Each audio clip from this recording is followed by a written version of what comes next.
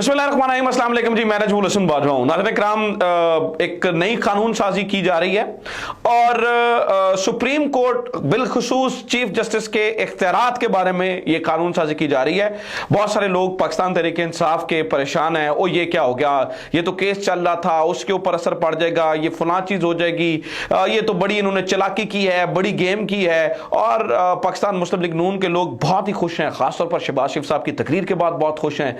फिर एक बार गलती करके मिठाइयां खा रहे हैं और कुछ कह रहे हैं कि वो जी ये जो सब कुछ चल रहा था ये सारा कुछ खत्म हो जाएगा। मैं हमेशा कहता हूं इतनी जल्दी ना किया करें, मामले को समझ लिया करें, चीजें देख लिया करें।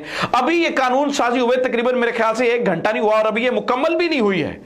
अभी तो ये पार्लियामेंट में पेश हो रहा है ना बिल, तो ये भी कानून साजी को मुकम्मल भी नहीं हुई। लेकिन ये 1 घंटे के अंदर जो भी सारा प्रोसेस हुआ है नाज़रीन किराम, 1 ही घंटे में, पहले ही घंटे में ये गैर मौसर हो चुकी चीफ जस्टिस बंदेयाल के ऊपर। या इसको वो जो सोच रहे थे, पूरी सोच जो शहबाज शरीफ साहब ने सोची थी या जो कर रहे थे, उसको सबसे पहला झटका लगा कि ये चीफ जस्टिस उमर अता बंदेयाल के ऊपर ये कानून साजी गैर मौसर है। इमरान खान को शायद इससे को बहुत बड़ा नुकसान नहीं पहुंचेगा। जबकि 2 राय हैं। एक राय ये है कि हुकूमत ने गलती से जस्टिस काजी फायज ईसा के पर काट दिए हैं, जबकि दूसरी राय यह है कि हुकूमत ने, शहबाज शरीफ ने जानबूझकर, ये मिले हुए हैं उधर, जानबूझकर काजी फायज ईसा के इख्तियारात महदूद किए हैं।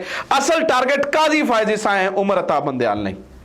ये मामला क्या है मैं तफसील के साथ आपके सामने रख देता हूं। मैं आपको बता देता हूं, मेरे साथ जो है ना वो वकास अबरेज खान साहब, उनकी वीडियो भी मैं अभी चला देता हूं। अभी उन्होंने हमें रिकॉर्ड करके भेजी है जिसमें वो सारी चीज़ों का तिया पांचा कर रहे हैं और बता रहे हैं कि ये मामला किस तरह चलेगा। लेकिन मैं पहले सादी सादी चीज़ें बताते खुद आपको बता दूं, फिर मैं वकास अबरेज खान साहब जो है ना उनकी राय क्या है, सीनियर लॉयर हैं इस बारे में, वो भी आपको बताता हूं। सबसे पहले तो नाज़रीन किराम ये सुन लें, ये तरमीम है आपका। बहुत सारे लोग कह रहे हैं ये 2/3 मेजोरिटी से होती हैं, ये हो जाएगा, वो हो जाएगा, ये चीज़ें नहीं होनी चाहिए, वो चीजें नहीं होनी चाहिए। मैं आपको बता दूं कि ये आइन के अंदर तरमीम नहीं हो रही है। अगर तो आर्टिकल 184(3) यानी कि जो सो मोटो का इख्तियार है उसके अंदर इन्हें तरमीम करनी होती तो उसके लिए इन्हें 2/3 मेजॉरिटी चाहिए थी। लेकिन ये आर्टिकल 191 के जरिए, आइन के आर्टिकल 191 के जरिए सुप्रीम कोर्ट रूल्स के अंदर जो है ना वो तरमीम कर रहे हैं, ठीक है, जिसके अंदर ये तय कर रहे हैं कि चीफ जस्टिस अकेले जो है ना उससे मोटो नहीं ले सकते हैं। 3 सीनियर जजेस का बेंच बनेगा, फिर उसके खिलाफ जो है ना वो अपील हो सकेगी, 14 रोज के अंदर उस अपील का फैसला आ सकेगा। इंसानी हकूक का कमीशन जो है ना वो राइट्स का मामला भी वो यही देखेंगे। यानी कि चीफ जस्टिस के इख्तियारात बिल्कुल गैर मौसर कर रहे हैं। अब 2 चीजें हैं कि चलें ये बिल पास हो जाता है, कानून का हिस्सा बन जाता है और सुप्रीम कोर्ट रूल्स को अमेंड कर दिया जाता है, जो कि किए जा सकते हैं। ये आप सुन लीजिए, वो किए जा सकते हैं, वो लीगल होंगे। अगर ये ऐसा हो जाता है तो इसका क्या निशाना चीफ जस्टिस बंदेयाल हैं और क्या ये जो केस चल रहा है इसके ऊपर असर पड़ेगा। सबसे पहले मैं इसके बारे में थोड़ी सी चीजें आपको बता दूं नाज़रीन किराम। अब इसके ऊपर 2 चीजें हैं।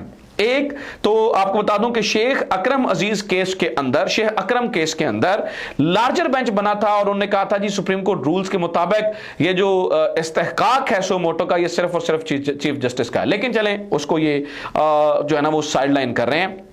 तो अब जरा कहानी सुने।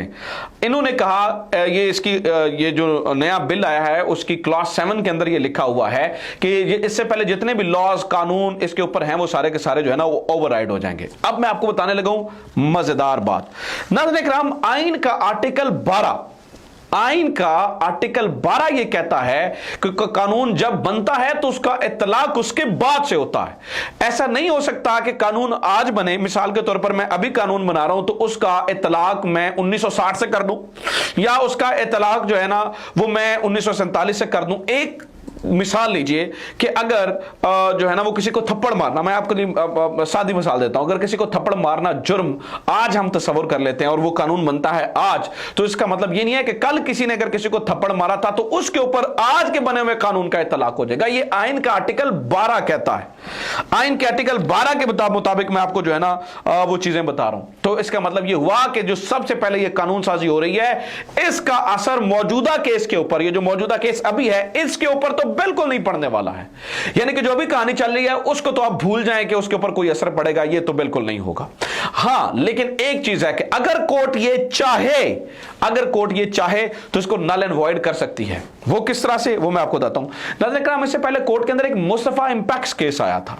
मुस्तफा इंपैक्ट्स केस के अंदर मुझे याद पड़ता है आसिफ सईद खोसा थे, तब उन्होंने इसका जो है ना वो वाला दिया था, और आसिफ सईद खोसा ने कहा था कि कोई भी जो जजमेंट आई थी, बड़ी डिटेल जजमेंट थी, वो जजमेंट ये कहती थी कि कोई भी जो है ना वो अगर कानून टाइम स्पेसिफिक हो या पर्सन स्पेसिफिक हो तो वो नल एंड वॉइड, यानी कि किसी खास शख्सियत के फायदे के लिए या किसी खास वक्त के फायदे के लिए, जैसे पीडीएम करिए तो वो नल एंड वॉइड हो जाता है। मैं कहता हूं नल एंड वॉइड नहीं करती है कोर्ट, और ये एज इट इज इंप्लीमेंट हो जाता है। तो सबसे पहले जस्टिस बंदयाल का टाइम तो खत्म हो रहा है, वो तो सितंबर में जा रहे हैं, तो कोई मसला होगा, और जो उन्होंने सू मोटो लेना था वो तो ले चुके हैं, वो तो कहानी खत्म हो जाएगी, वो तो चीजें खत्म हो जाएंगी, और उसका फैसला तलाक तो कल से होगा, जिसकी में कोई मसला ही नहीं है। असल कहानी सुने, अब मैं आपको असल कहानी समझाता हूं। नाज़रीन इकराम, ये शहबाज शरीफ साहब ने जानबूझकर, मिलकर या गलती से, मिलकर भी किया है या गलती से भी किया है, मुबैना तौर पर जो भी है, इसका नुकसान जो है ना वो उल्टा नहीं होने वाला, इमरान खान को नहीं होगा। इन्होंने हाथ पांव बांधे हैं जस्टिस काजी फायज ईसा के। एक मिनट के लिए आप जरा सोच के देखिए कि जस्टिस काजी फायज ईसा, नाज़रीन इकराम, जो है ना वो चीफ जस्टिस होते हैं, और जस्टिस काजी फायज ईसा के चीफ जस्टिस होते हुए जो है ना वो सू मोटो लेना चाहते हैं, और वो जब सू मोटो लेते हैं तो उनको वो सू मोटो ले नहीं सकेंगे, उनको जस्टिस एजाजुल एहसन को साथ बैठाना पड़ेगा, उन्हें जस्टिस सज्जाद को साथ बताना पड़ेगा। तो इस बारे में मैं आपको बताता हूं, लेकिन इससे पहले वकास अबरेज खान साहब जो सीनियर लॉयर हैं, वो उनका इस बारे में क्या कहना है वो सुने। मैं आगे आप तक जो है ना वो फिर मैं आपकी राय का इजहार कर रहा हूं, सुने जरा वो क्या कहते हैं। देखिए, पार्लियामेंट ऑफ पाकिस्तान की तरफ से आज जुडिशियल रिफॉर्म्स के हवाले से लेजिस्लेशन की गई। I must appreciate and admire these kind of legislation, चूंकि जो हमारे मुल्क में जिस तरह आला अदालतों के फैसलों को कंट्रोवर्सी का शिकार बना दिया जाता है, जानते बूझते, और जजेस को डिफेम किया जाता है और इनकी क्रेडिबिलिटी को डिस्पर्ज करने की कोशिश की जाती है। हमने माजी करीब के अंदर भी देखा और रिसेंट केसेस के अंदर भी देखा कि चीफ जस्टिस साहिबान तक को ये लोग नहीं बख्शते। लिहाजा ये जो पावर्स को एजुकेट करने के हवाले से डिटरमिन कर दिया गया कि बेंचेस बनाने की जो पावर्स हैं, at the same time suo motu actions को लेने के हवाले से जो पावर्स हैं, 3 रुकनी कमेटी जो कि चीफ जस्टिस और सीनियर 2 मोस्ट जजेस ऑफ सुप्रीम कोर्ट के ऊपर कंप्राइज्ड होगी, मुश्तमिल होगी, तो मैं समझता हूँ ये हुशाइंद है।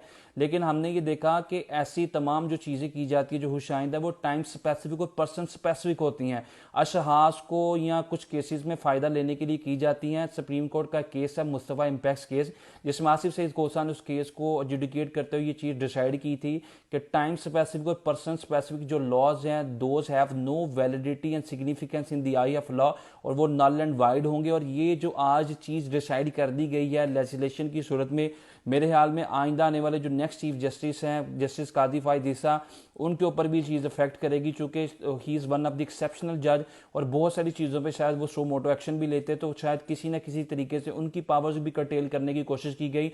अच्छा, मैं देखें इसके ऊपर मेरा जाती ख्याल ये है कि चीफ जस्टिस के साथ अगर इस तरह की चीज़ें की जाती हैं तो एक तो उनका इख्तियार ख़त्म ही हो जाता है ना। उनका इख्तियार क्या होता है, बेंच बनाना, सो मोटो लेना, या फिर जो है ना वो रजिस्ट्री में के जो है ना वो जजेस ने जाना, यही इख्तियार होता है, और तो उनकी कुछ चीज़ें नहीं होती। तो फिर चीफ जस्टिस को भी जस्टिस कर दिया जाए। वैसे मेरा जाती ख्याल है, जहां तक इंसानी हकूक की बात है, तो ये बात तो बड़ी दुरुस्त है, ऐसा होना चाहिए, लेकिन जिस तरीके से किया जा रहा है, टाइम स्पेसिफिक और पर्सन स्पेसिफिक, ये जानबूझकर जस्टिस बंदयाल को खुड्डे लाइन लगाने की कोशिश नहीं कर रहे, बल्कि ये जो है ना वो तैयार कर रहे हैं सारे का सारा मवाद जस्टिस मुबैना तौर पर जस्टिस काजी फायज ईसा के लिए। जब जस्टिस काजी फायज ईसा बनेंगे चीफ, उस वक्त सोचिए कि ये इनके लिए जो है ना वो सिचुएशन कितनी जो है ना वो ये जस्टिस काजी फायज ईसा के साथ जो है वो क्या करने जा रहे हैं। तो एक चीज जो है ना वो ये है, तो नाज़रीन किराम उनको ये कॉर्नर करने जा रहे हैं, और अभी ये जो है ना वो सुप्रीम कोर्ट के रूल्स के अंदर तो चूंकि अमेंडमेंट हो सकती है, वो तो मैंने आपको बता दिया है कि वो 51% जैसे सादा अक्सरियत कहते हैं उसके तहत हो सकती है। अदरवाइज 2/3 मेजॉरिटी के लिए आपको 228 मेंबर चाहिए होते हैं, जो कि 66% ऑफ द टोटल हाउस बनती है। तो वो तो है नहीं है इनके पास। हाँ, ये जो बिल है ये पास हो जाएगा, लेकिन ये बिल इस केस का सहारा लेकर अगेन समझ लीजिए, अगेन समझ लीजिए, अगेन समझ लीजिए, ये जस्टिस काजी फायज ईसा के लिए मुश्किलात पैदा होंगी, ना कि जस्टिस बंदयाल के लिए। तो जिना जिना मिठाइयाँ खादियां फिर उल्टी कर दो, डब्बे मंगाए तो वापस कर आओ, क्योंकि मैं बार बार आपको कह रहा हूँ कि आप जो है ना वो थोड़ी सी जल्दी कर देते हैं। तो मिठाइयाँ खाने में ज़रा जल्दी ना करें। अपना ख्याल रखें। खुदा हाफिज़। पाकिस्तान जिंदाबाद।